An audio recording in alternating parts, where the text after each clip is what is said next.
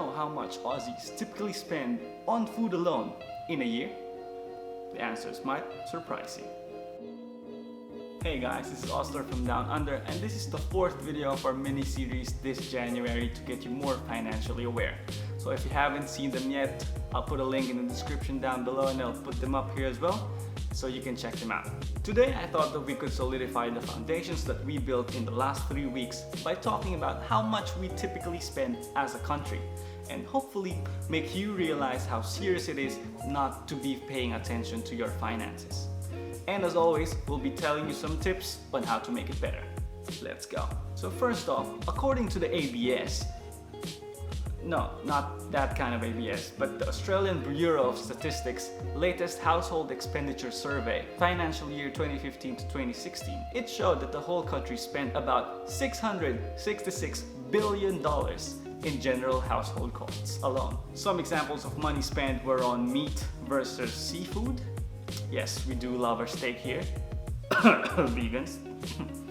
Alcohol versus tea and coffee. We do love our alcohol here, yes. And personal care versus pet pampering. Because who cares if Ace needs to shower? Daddy needs a massage. Again, according to the ABS,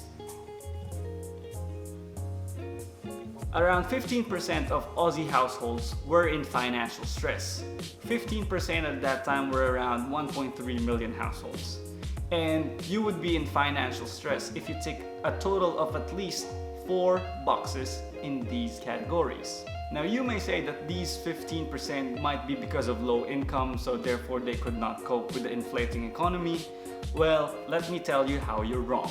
The ABS further elaborated that 61% of the low-income households reported to be in financial stress in the last 12 months, with 44% in the middle-income households and 14% in the high-income households. So what I'm really trying to say here is that it doesn't necessarily mean that if you're making a lot of money, you're in a better position. It's about how much you're making and how much you're keeping at the end of the month.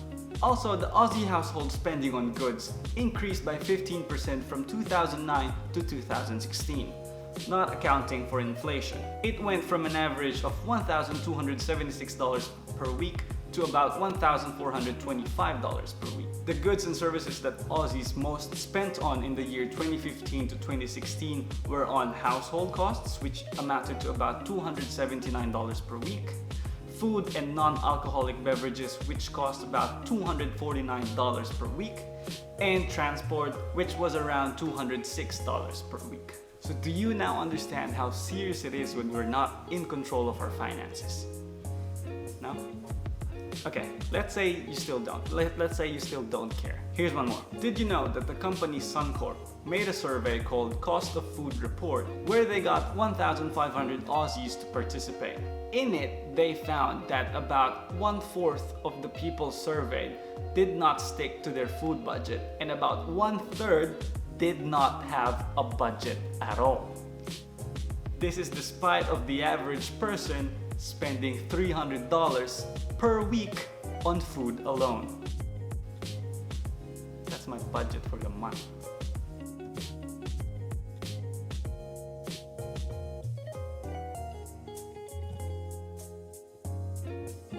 Now, if you fall on those 1/4 or 1/3 of people, I'll redirect you to a playlist that I have been making, and you can see it in the link in the description down below, and I'll put it up here as well, and you can check it out after this video. Also, while you're there, click the like button. Thank you very much. Hopefully now you believe me at how important it is to be the master of your own money. In saying that, I've got 7 reminders. I'll call them reminders instead of tips, because I know that you guys already know about these things, but you just may need a bit of a nudge. So let's get started. Number 1, stop trying to impress other people. Or the longer version of it, stop buying things you can't afford with money you don't have to impress people you don't like. The age of social media have skyrocketed the number of people who buy into hype.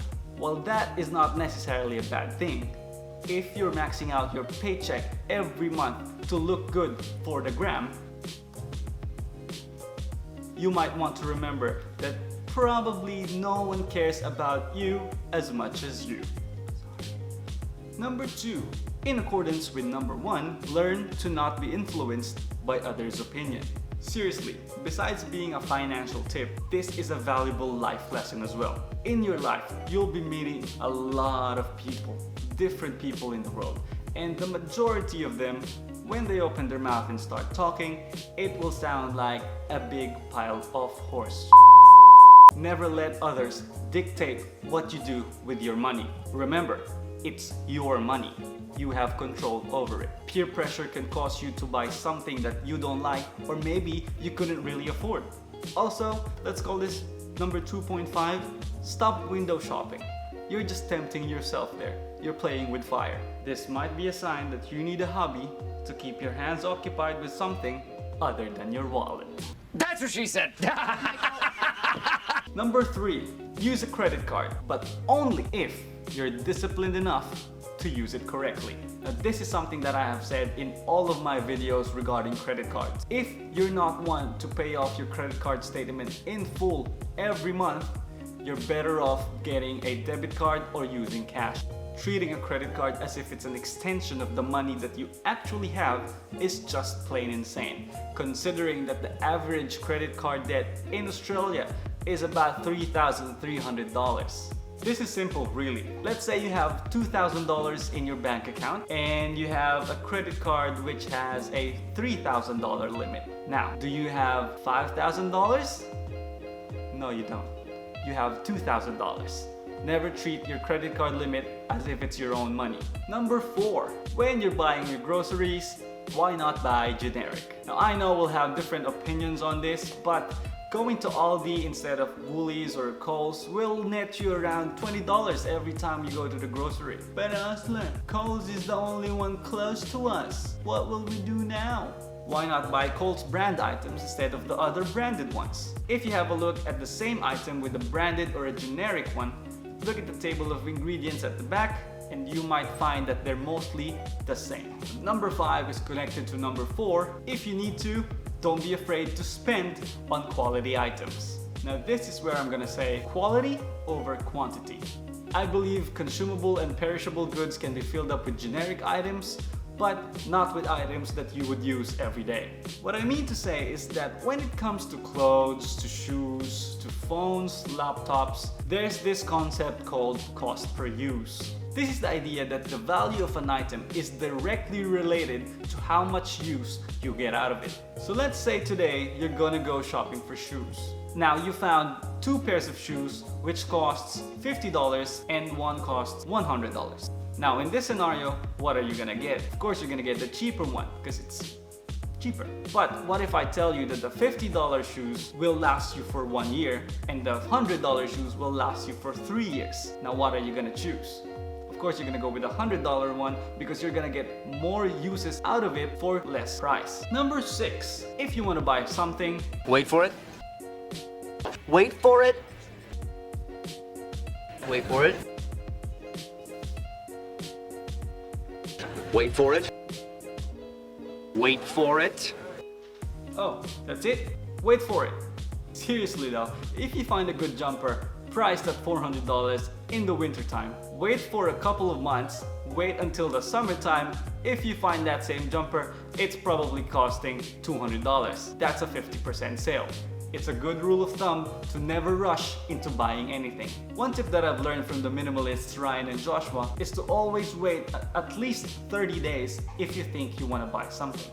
That will give you ample amount of time to think about if you really need it. So in the span of 30 days, you will have to live without it, and if you still think that you need it, go ahead and buy it. But almost always at the end of the 30 days, you will forget about that item. As an example, the new camera that I've been using, I've been hunting this camera since last July. And I was only able to buy it until last November on Black Friday. And I got it for $250 less. Wait for it. Number 7, keep reading. Research your item before buying it. There's a slim to none chance that your item is only being sold by one store. Ask around, do a quick Google search, you'll find that it's most likely being sold at a lower price at another place. There you have it guys, 7 reminders before you buy that next item you're thinking about. If you have any more tips in spending and buying stuff, comment it down below and share it with all of us. This concludes the 4-part mini-series this January, which hopefully will lead you into financial awareness. If you've learned anything in the last 4 weeks, please press the like button and appease the YouTube algorithm gods. I have had so much fun doing these videos and this mini-series that hopefully we can do another one soon. But until then, press the subscribe button and type the bell notification icon to see a video every Thursday. This is Osler from Down Under, and I'll see you in the next video.